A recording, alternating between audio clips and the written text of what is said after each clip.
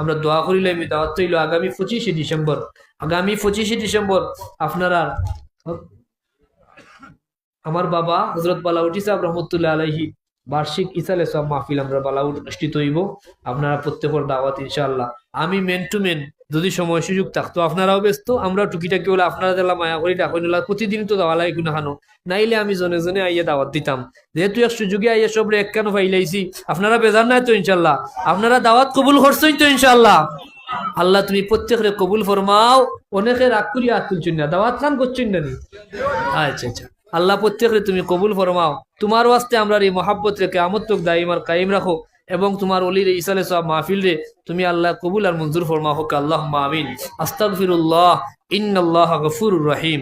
আস্তাগফিরুল্লাহ রাব্বি মিন কুল্লি যামবি ওয়া আতুবু ইলাইহি ওয়া লা হাওলা ওয়া লা কুওয়াতা ইল্লা বিল্লাহিল আলিয়্যিল আযীম। লা